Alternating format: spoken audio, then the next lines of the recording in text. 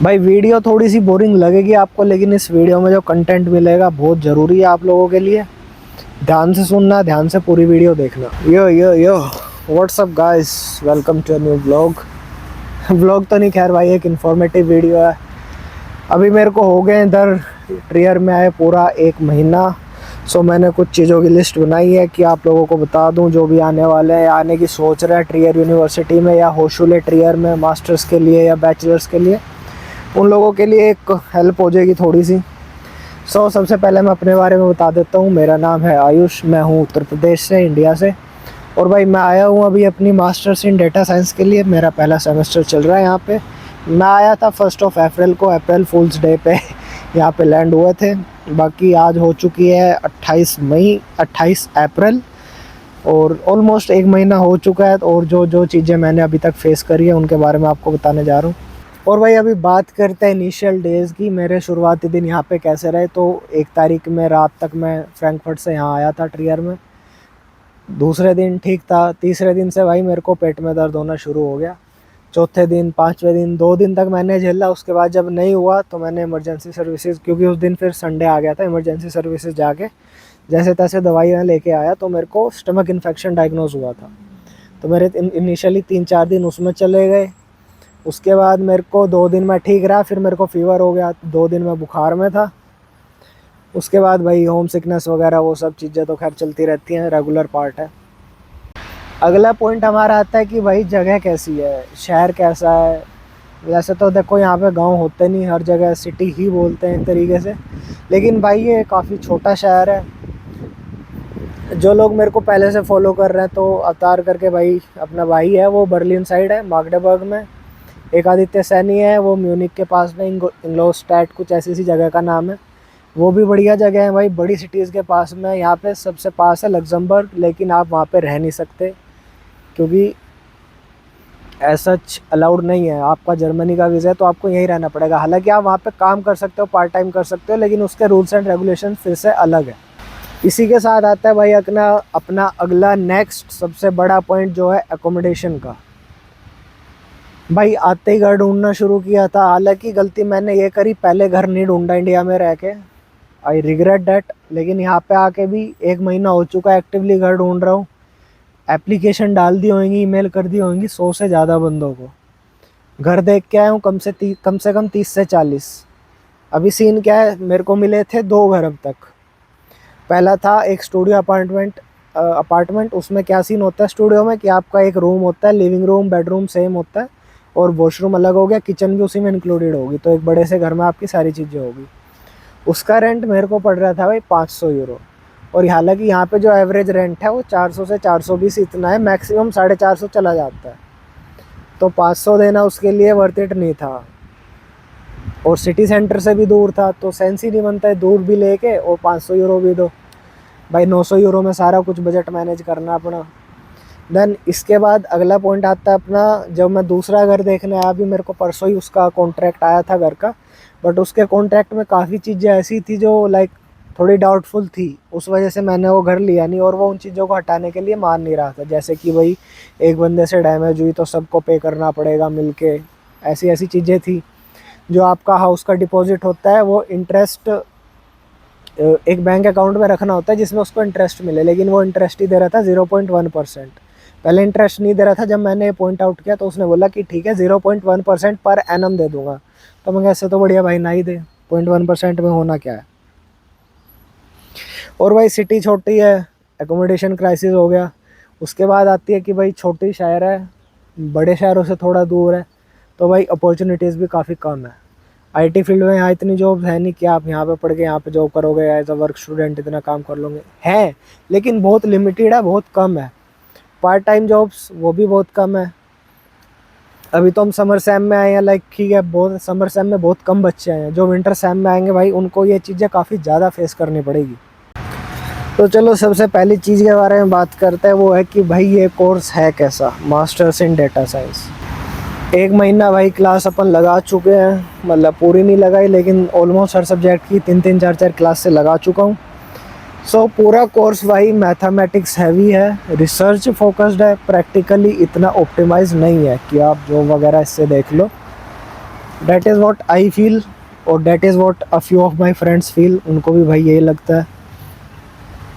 और mathematics heavy है, यही वजह है कि काफ़ी लोग एक सेमेस्टर डेटा साइंस करके अगले semester NLP natural language processing जो ये कोर्स ये लोग इसको भी ऑफ़र करते हैं तो वहाँ पे शिफ्ट हो जाते हैं। दूसरा पॉइंट आता है भाई कि भाई समर सेमेस्टर में आना चाहिए नहीं आना चाहिए।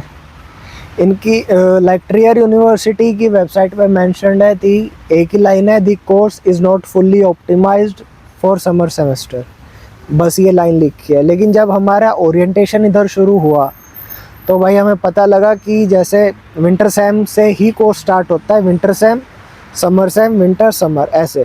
तो विंटर में बेसिक्स आएंगे थोड़े, समर में फिर हाईली आएगा। अभी ये लोग क्या कर रहे हैं, हमको समर सेमेस्टर का पढ़ा रहे हैं, हमें कोई भी बेसिक्स नहीं पढ़ाए विंटर सेम के, इसलिए हमें और डिफ़िकल्टी आ रही है।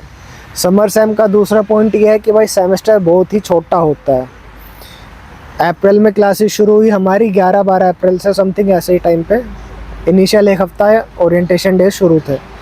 तो अप्रैल मई जून 3 महीने क्लास चलेंगी, 3 में से भी एक्चुअली 2.5 महीना हो गया, सैटरडे संडे पब्लिक हॉलीडे काट लो तो मुश्किल से 2 महीने आते हैं। जुलाई एंड तक का एग्ज़ाम्स हमारे हो जाते हैं। इस वजह से आपको प्रॉब्लम क्या आएगी, अभी 1 महीना भाई कोई पढ़ाई नहीं हुई है यहाँ पे, घर वर देखने में लगा हुआ हूँ, अब तक घर नहीं मिला। इस पॉइंट पे भी आगे आएंगे। तो पहला सेम जितना भी मैंने बच्चों से बात करी, जितने भी मेरे दोस्त हैं, सबको ये लगता है भाई पहला सेम है वेस्ट अपना। समर सेमेस्टर में अगर आप आ रहे हो तो इस सेम ज़्यादा कुछ होगा नहीं। ऊपर से 4 सब्जेक्ट, वो भी जिसमें से 2, एक है एलिमेंट्स ऑफ मैथमेटिक्स, पूरा हाईली मैथमेटिक्स फोकस्ड है।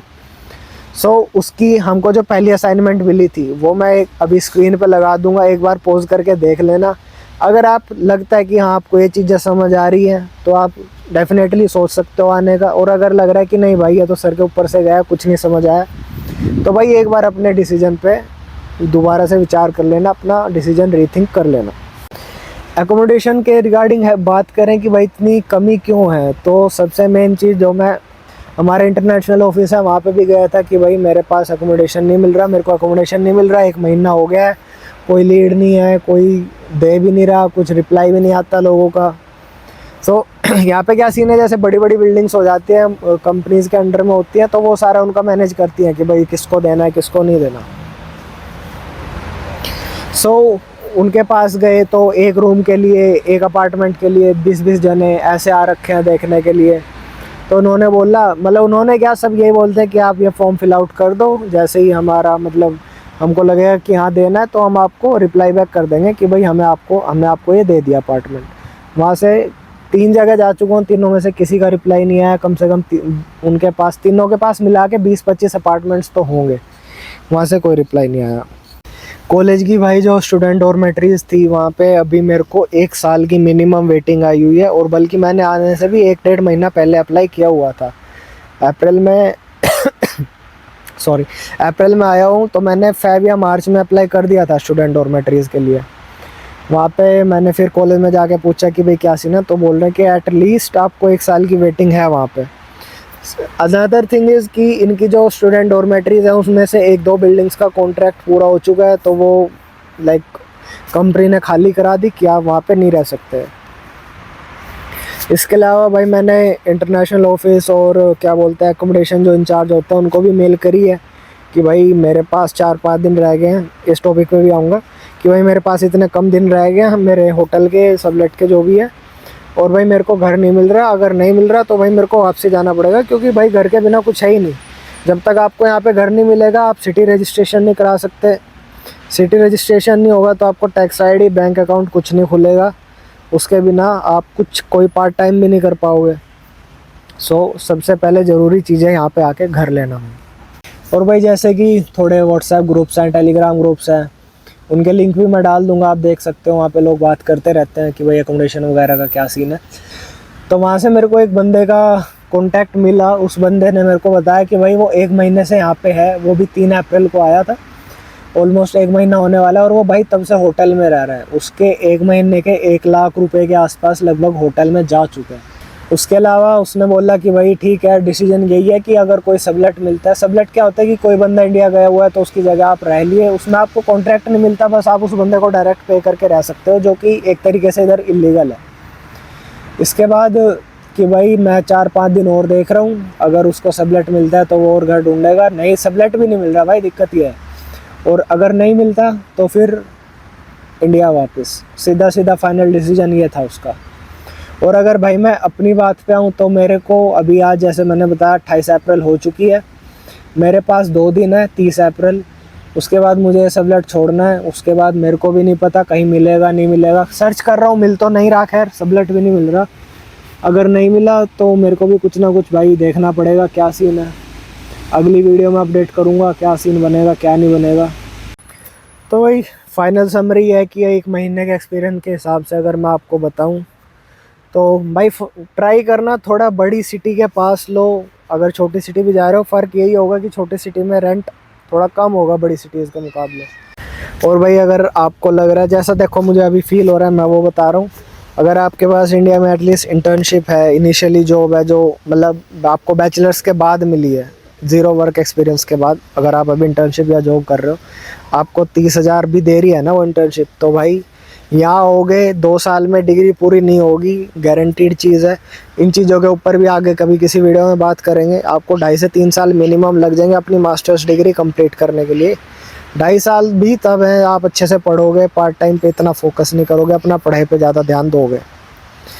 देन अगर आप 2 साल 2.5 साल इंडिया में दोगे, हर साल या 1.5 साल में जॉब स्विच कर लोगे, तो आप आराम से 3 साल जो यहाँ मास्टर्स में निकाल लोगे पार्ट टाइम में। इंडिया में 3 साल में एटलीस्ट 60-70 हज़ार की जॉब ले सकते हो, जहाँ तक मुझे लग रहा है। हालांकि मेरे को इंडिया की जॉब का एक्सपीरियंस नहीं है, लेकिन मेरे दोस्त कर रहे हैं, उनके POV से बता रहा हूँ।